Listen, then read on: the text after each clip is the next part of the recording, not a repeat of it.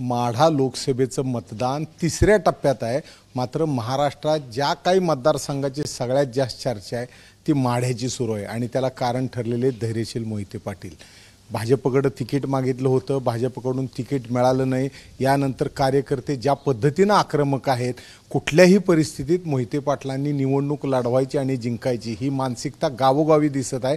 त्यांनी सुरुवात करमाळ्यापासून केली होती 2 दिवसापूर्वी आणि त्यानंतर करमाळा, सांगोला, माढा असं फिरत फिरत आज ते माण तालुक्यात सातारा जिल्ह्यातील वडूजच्या दौऱ्यावर आहेत। रस्त्यात आपण चहाला थांबलेत, आपण त्यांच्याशी बोलू। भैया, कशा रीतीने प्रतिसाद मिळतोय? तुमचा दौरा आता माण तालुक्यात आलाय, सोलापूर जिल्ह्यात। प्रतिसाद एकदम चांगला आहे। जनभावना जाणून घेत आहे मी सगळीकडे जाऊन, चांगला रिस्पॉन्स मिळतोय सगळीकडे। आता आपल्याला हा मतदारसंघ नवीन नाही, दादा 2014ला इथले खासदार होते, त्यावेळेला तुम्ही संपूर्ण मतदारसंघ पिंजून काढला होता आणि मोठा विजयी मिळवला होता। आता 2014 नंतर 10 वर्षानंतर परत फिरताना काय लोकांचे अनुभव आहेत? प्रेम काय कमी झालेलं वाटतंय, वाढलेलं दिसतंय? कैक पटीनं प्रेम वाढले। सकर्मर्शी शंकरराव मोहिते पाटील साहेब यांचं कार्य, विजयसिंह मोहिते पाटील साहेबांचं कार्य, जुन्या आठवणींना उजाळा करून देत आहेत लोक। जुन्या आठवणी सांगतायत दादांनी विकास कामं कशी केली। ऋणानुबंध जे आहेत, म्हणजे राजकारणाच्या पलीकडे जाऊन जे ऋणानुबंध विजयसिंह मोहिते पाटील साहेबांनी जपलेत ते प्रकर्षाने लोकांच्या बोलण्यातून जाणवतात। एकंदर मोहिते पाटील हा पक्ष एक वेगळा पक्ष आहे, अशा रीतीनं पश्चिम महाराष्ट्रात जी कार्यकर्त्यांची फळी आपली आहे ती आता कामाला यायला लागली। आमच्या आजोबांनी आणि विजयसिंह मोहिते पाटील साहेबांनी जी माणसं कमवलीत ते प्रचंड कमवलेले आहेत। म्हणजे त्या जनतेचे उपकार आम्ही आयुष्यभर कित्येक पिढ्या विसरू शकत नाही। म्हणजे आमचं कातड काढून त्याची वाहनं केली तरी ते कमीच आहे, एवढं प्रेम कमवलं आहे आमच्या कुटुंबाने, विशेषतः सकर्मर्शी आणि विजयसिंह मोहिते पाटील साहेबांनी। त्यामुळं अफाट प्रेम आहे जनतेचं, ते मोजूच शकत नाही। आता ज्या पद्धतीनं आपल्या पाठोपाठ घरातली मंडळी सगळी बाहेर पडायला लागलीत प्रचाराला, काल शिवबाबांनी माढा तालुक्याचा दौरा केला। शिवसेनेचे म्हणजे तानाजी सावंतांच्या घरात ज्या पद्धतीचं स्वागत होते, धनाजी साठे काँग्रेसचे आमदार त्यांच्या घरी ज्या पद्धतीचं स्वागत होते, काय वाटतं? ही तर पक्षाच्या बाहेरची लोक आहेत। नाही, जनभावना आहे, जनता प्रेम करते। कुठल्याही पक्षातले नेते मंडळी असले त्यांच्याबरोबरही दादांचे वेगळे ऋणानुबंध आहेत, आमच्या परिवारांचे ऋणानुबंध आहेत। राजकारण हे इलेक्शन पुरतं असते आणि इलेक्शन संपलं की पुन्हा जनतेसाठी कामं करायची असतात, मग ते पक्षभेद ठेवायचे नसते, त्यावेळेस सगळ्यांसाठी काम करायचं असते। आणि ते विजयसिंह मोहिते पाटील साहेबांनी त्यांच्या राजकीय कारकिर्दीत पूर्ण वेळ पाळलेली आणि त्याची आज दौऱ्यामधून दिसून येतं सगळं ते।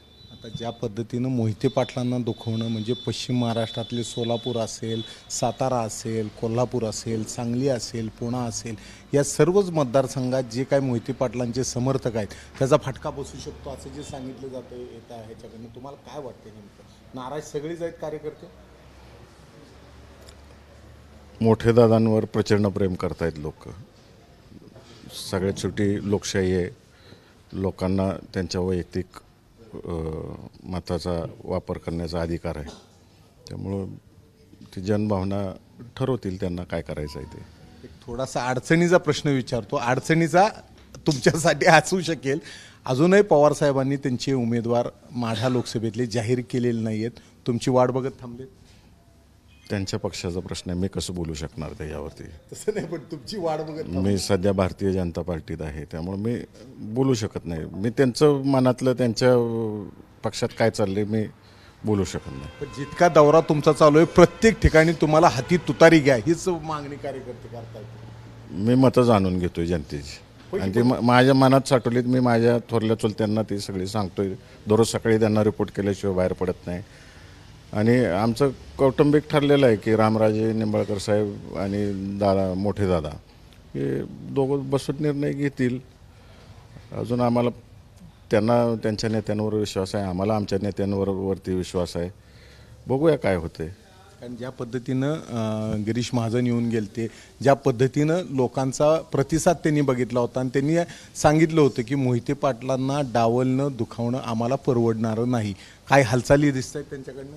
आमच्या राज्याच्या सर्व नेते मंडळींवर आम्हाला विश्वास आहे. आम्ही विश्वासानेच त्यांच्यावर राहतोय. आम्ही फक्त ग्राउंड रियालिटी सांगतोय त्यांना. कार्यकर्ते जे मानतायत की अजूनही उमेदवारी बदलू शकेल, आपल्याला काय कितपत आशा वाटते याच्याबद्दल? आम्ही ग्राउंड रियालिटी वरिष्ठांपर्यंत पोहोचवायचं काम करतोय. आता आपला हा सगळा रिपोर्ट आपण मोठ्या दादांना देऊन त्यानंतर निर्णय घ्यायचा. ते दोघं निर्णय घेतील. पक्षाचे सर्व वरिष्ठ नेते मंडळी निर्णय घेतील.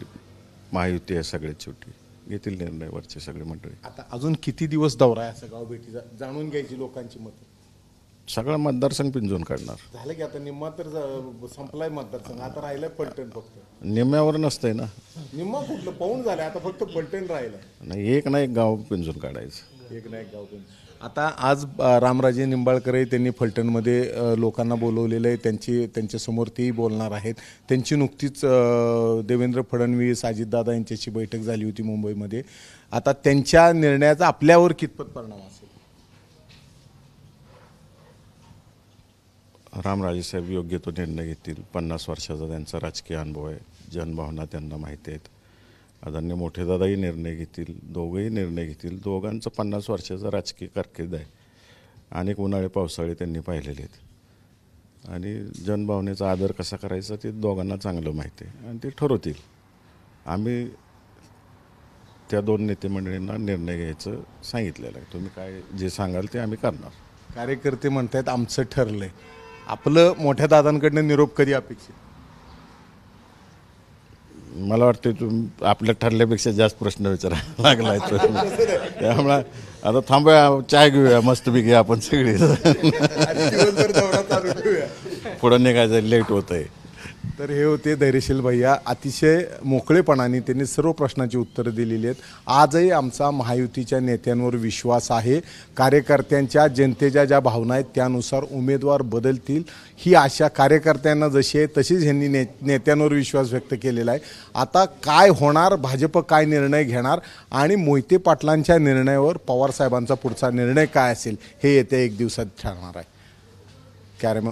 कॅमेरामन आयुब कागदीसह सुनील दिवाण, एबीपी माझा, वडूज. एबीपी माझा, उघडा डोळे बघा नीट.